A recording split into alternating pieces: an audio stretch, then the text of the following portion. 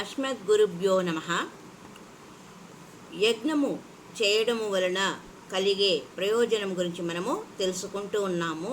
వాటిలో మూడవ అడుగు నిష్కామ కర్ముడు పాప విముక్తుడై జ్ఞానాగ్నిచే దగ్ధ కర్ముడై చిత్తశుద్ధిని పొంది వేదాంత విజ్ఞానమును సంపాదించి తదనువర్తి అయి మోక్ష పురుషార్థమున ధర్మాధికారి అయి యజ్ఞశిష్టామృతో భుజోయాంతి బ్రహ్మ సనాతనం అన్నట్లు ప్రవృత్తి ధర్మములను అధిగమించి ఉత్తర పర్వమున జ్ఞానాధికారి అయి నివృత్తగామి అయి తురీయాశ్రమ సాధన కావించుటకు యజ్ఞము సుందర జీవన హారంలో మధ్య మణిన్యాయమును అనుసరించి ఉన్నదనుటలో ఏవియూ ప్రతిపత్తియు లేదు. నా కర్మణామనారంభ నైష్కర్మ్యం పురుషోష్ణుతే నచ సన్యస్యనాదేవ సిద్ధిం సమధిగచ్చతి అని భగవద్గీత 3వ అధ్యాయం 4వ శ్లోకంలో యత్కరోషి అని చెప్పబడింది. యత్కరోషి యదస్నాసి యజ్జుహోషి తదాసి యత్తపస్యసి కౌంతేయ తత్పురుష్వ మదర్పణం.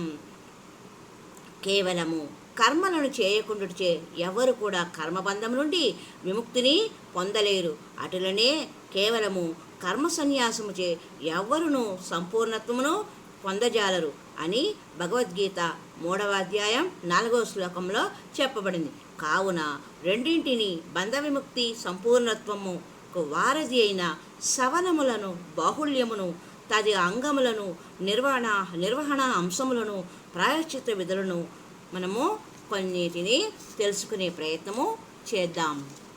యజ్ఞ అంగములు ఎవరు? ఏమిటి? యజమాని. యజ్ఞము చేయు వ్యక్తికి ఎవరైతే యజ్ఞము చేయాలి అని సంకల్పిస్తారో అతనిని యజమాని అంటారు. యజ్ఞము చేయు వ్యక్తికి యజమానుడు అని పేరు. ఇతడు పుత్ర పౌత్రాదులు ఐశ్వర్య ఆరోగ్యములు అనడి అభీష్టములను ఆశించి తన కులపతి మరియు పురోహితుని సలహా మేరకు యథోచితమగు యజ్ఞాచరణమునకు పూనుకుంటాడు.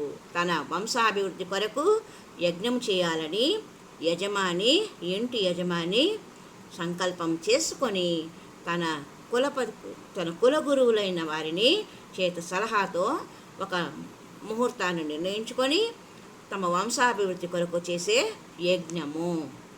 2. వేదిక.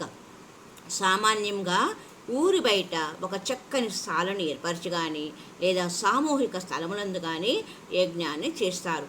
రామాయణంలో దశరథుని నోట విషయాన్ని మనము వాల్మీకి బాలకాండలో యజ్ఞంకు సంబంధించిన వేదిక ఎలా ఉండాలనే విషయాన్ని వాల్మీకి మహర్షి బాలకాండలో వర్ణించారు. విశ్వామిత్రుల వారు యాగానికి రాముడిని లక్ష్మణుని తీసుకుని వెళ్ళారు కదండి, ఆ సమయంలో. 3వది నిర్వాహకులు.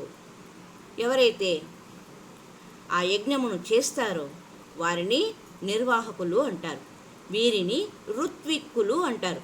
ప్రధానంగా హోత, అధ్వర్యుడు, ఉద్గాత, బ్రహ్మ అని నలుగురైనను యాగ అవసరమును బట్టి 17 మంది ఋత్విజులు యజ్ఞ నిర్వహణ భారాన్ని వహిస్తారు. హోత ఋగ్వేద మంత్రాలను పఠిస్తారు. సామవేద మంత్రాలను ఉద్గాత గానం చేస్తారు. యజుర్మంత్రములను పఠిస్తూ అధ్వర్యుడు క్రియాకలాపములను ప్రాయశ్చిత్తాది విధులను నిర్వహిస్తాడు. నలుగురు చెప్పాం కదండి, నిర్వాహకులు నలుగురు ఉంటారని. మొదట ఉండే ఆయన ఏం చెప్తారు? ఋగ్వేద మంత్రాలను మాత్రం పఠిస్తారు. రెండవ ఆయన సామవేద మంత్రాలను పాడుతారు. మూడవ వ్యక్తి యజుర్మంత్రాలను పఠిస్తారు.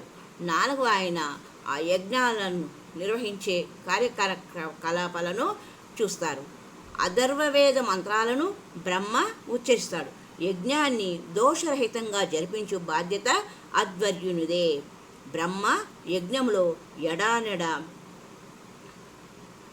ఏర్పరు దోషాలను పరీక్షించి యథోక్త ప్రాయశ్చిత్తాది మంత్రాలను ఉపయోగించి అధ్వర్యుని దిశానిర్దేశం చేయాలి. యజ్ఞాది నుండి యజ్ఞాంతం వరకు బ్రహ్మ యజ్ఞవేదిక వద్దనే ఉండాలి.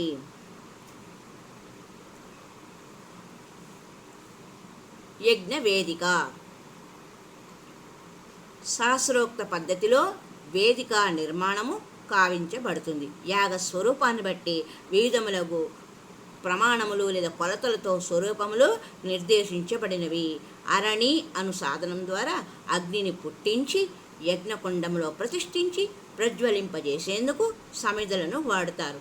అగ్నిస్తుతి ప్రార్థన దేవతలకు అగ్ని నోరు వంటివాడు. అగ్నిర్వై దేవానా ముఖం. యజ్ఞారంభంలో యజమాని అభిష్ట సిద్ధి కొరకు ప్రార్థించి ఆహ్వానింపబడేవాడు. ఆయా దేవతలను ఉద్దేశించి వివిధములకు పదార్థములను ఆజ్యసహితంగా స్వాహాకారంతో సమర్పణ భావంతో యజ్ఞకుండంలో అగ్నికి ఇవ్వబడుతుంది. ప్రధానంగా హోమాహుతిని ఇంద్ర, వరుణ, సోమ, ఆదిత్య, ప్రజాపతి, విష్ణు అగ్నులకు నివేదింపబడుతుంది అని యజ్ఞంలో యొక్క విధి విధానాలను, యజ్ఞ అంగంలో విషయాలను గురించి మనము తెలుసుకుంటూ ఉన్నాము. మరి యొక్క సంచికలో యజ్ఞం యొక్క కాల పరిమితి, ఎంతకాలము యజ్ఞము చేయాలి అనే విషయాన్ని తెలుసుకుందాం. హరి ఓం తత్సత్.